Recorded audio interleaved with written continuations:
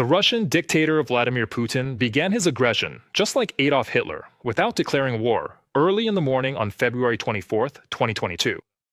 His army struck peaceful Ukrainian cities, while official statements were filled with lies about supposedly protecting Russian speakers. Hiding behind the historical myth of so-called brotherly nations, a concept formed back in the Soviet era, Putin has in fact set out to destroy the Ukrainian nation.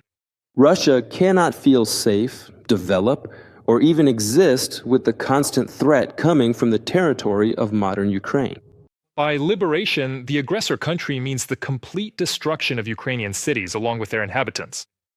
It is noteworthy that while presenting Russia as the successor to the Soviet Union, the Kremlin is actually following not the Soviet but the Nazi playbook of the 1940s. The attack on Ukraine, mass killings, and the denial of an entire people's right to exist. To justify the invasion, the Kremlin came up with abstract and legally meaningless goals, the so-called denazification and demilitarization.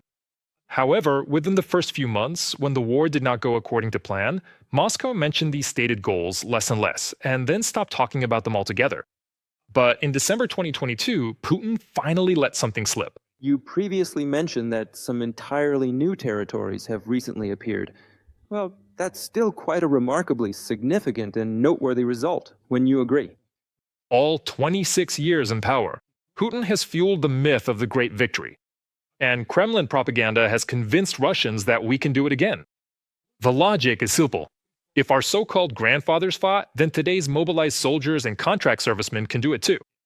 However, in the 1,418 days it took the Soviet army to go from the Volga to Berlin, Putin's troops have gotten stuck near Pokrovsk.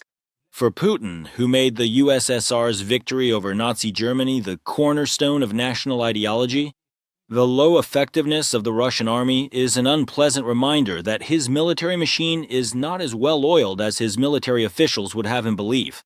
That's exactly why he will do everything he can to avoid showing weakness. From a publication in the Times.